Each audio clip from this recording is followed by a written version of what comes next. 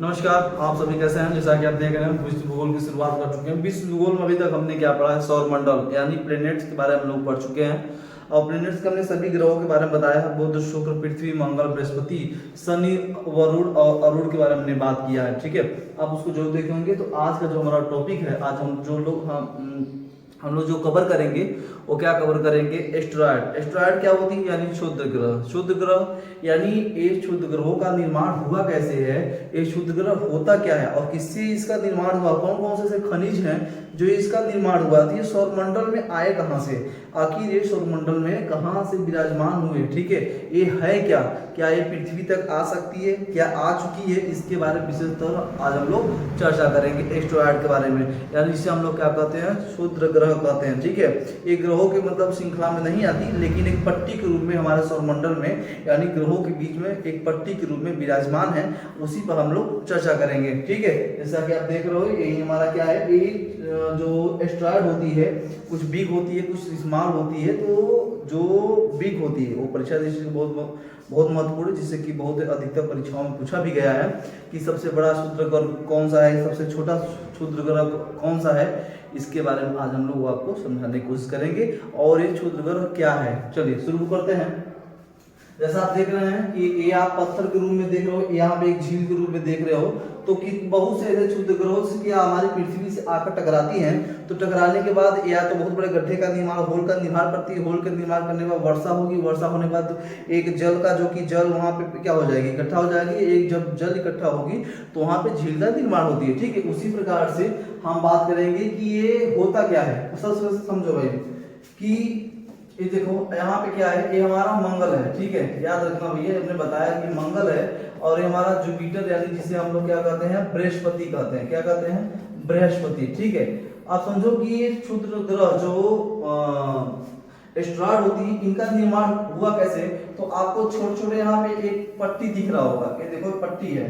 ठीक है, एक पट्टी के रूप में विराजमान है, यानी ये खनिज से बने हुए हैं। ध्यान रखना, खनिज व चट्टान। ठीक है, खनिज और चट्टान से बने हुए हैं। तो कैसे बने हुए हैं, ध्यान रखना। जब हमारे सौरमंडल का निर्माण हो रहा था, तो जब सौरमंडल का निर्माण हो रहा था, इस सौरमंडल के निर्माण जब निर्माण प्रक्रिया जब पूरा हो गया, तो जो बचे पदार्थ थे, उन बचे पदार्थों से क्या हुआ है, इन क्षुद्र ग्रहों का क्या हुआ है, निर्माण हुआ है। ठीक है, यानी सौरमंडल के निर्माण होने के बाद जो बचे पदार्थ थे, उनसे ये क्षुद्र पट्टियों का निर्माण हुआ है। ठीक, दूसरी चीज समझो कि सबसे अच्छी ये बात है कि ये भी सूर्य का चक्कर लगाती है। ये भी सूर्य का चक्कर लगाती हैं, याद रखना। और कैसे लगाती है, सूर्य का चक्कर लगाती है, लेकिन कैसे, दीर्घ। ठीक है, दीर्घ वृत्ताकार रूप में ये सूर्य का चक्कर लगाती हैं। कौन, दूसरी बात समझिए कि सबसे पहले अगर कहा जाए तो जो एस्टेरॉयड का निर्माण, सबसे पहले खोज की बात कर रहे हैं दोस्त, खोज की बात, तो गुसेपी का नाम सुने होंगे, गुसेपी पियाजी।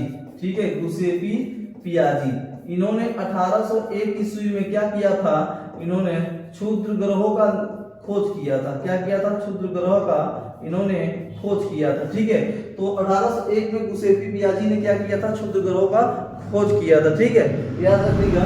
और ये है क्या, अब ये देखिएगा कि ये कुछ है नहीं, बस एक कंकड़ के रूप में या बड़े बड़े पत्थरों के रूप में ये विराजमान है, चट्टानों के रूप में विराजमान है।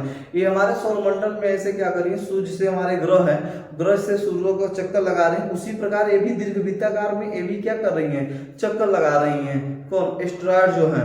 देखो भाई, यहाँ पे थोड़ा सा फिगर से देखिए, यहाँ पे देखिएगा, लगभग 1 लाख क्या है, हमारे सौरमंडल में 1 लाख के विराजमान है एस्टेरॉयड। है क्या कि हमारे सौरमंडल में क्या करता है, जैसे कि मान लीजिए कि ये कहा जाता है कि कहीं बृहस्पति का जब बृहस्पति या जुपिटर का जब निर्माण हो रहा था, तो उनके टूटे हुए भाग से भी एस्टेरॉयड का निर्माण हुआ है, ये अनुमान लगाया गया है। लेकिन एक अनुमान और लगाया गया है कि सौरमंडल के निर्माण के बाद जो बचे पदार्थ है, उनसे इसका निर्माण हुआ है। ठीक है, तो कहा गया है कि सबसे बड़ा जो क्षुद्र ग्रह है, यहाँ देखिएगा, क्षुद्र ग्रह। ठीक है, यानी जिसे हम लोग कहते हैं सेरेस। क्या कहते हैं, सेरेस। ये सबसे बड़ा है, क्या है, सबसे बड़ा ये क्षुद्र ग्रह है। ठीक है, सेरेस, याद रखिएगा। ठीक, यहाँ पे देखिएगा सेरेस। ठीक, सेरेस सबसे बड़ा क्षुद्र ग्रह माना जाता है और ये क्षुद्र ग्रह ये मंगल और बृहस्पति के बीच में स्थित है। मंगल और बृहस्पति जो पट्टी है, क्षुद्र ग्रह का पट्टी है, उसी में ये स्थित है सेरेस। ठीक है, सबसे बड़ा क्या माना जाता है? क्षुद्र ग्रह माना जाता है। और दूसरी बात जानेंगे, एरोस नाम सुने होंगे, एरोस और हर्मेस, एरोस और हर्मेस। ठीक है, एरोस और हर्मेस।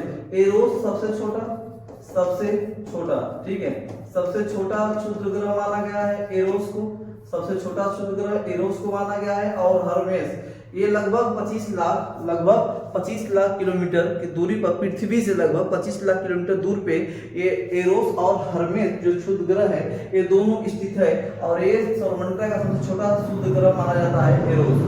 ठीक है, और जो एरोस था ना, एरोस क्या हुआ था, जैसे सूर्य का चक्कर लगाते जिससे हट गया था। जैसे बौना ग्रह यम है, यम जो ग्रह था वो भी चक्कर लगाते मतलब अपने रास्ते से भटक गया था, तो एरोस भी अपने रास्ते से भटक गया था। ठीक है, तो इसी सबसे छोटा क्षुद्र ग्रह माना गया था। उसके बाद देखिएगा मंगल से लेकर शनि तक आपको मैं दिखाना चाहता हूं।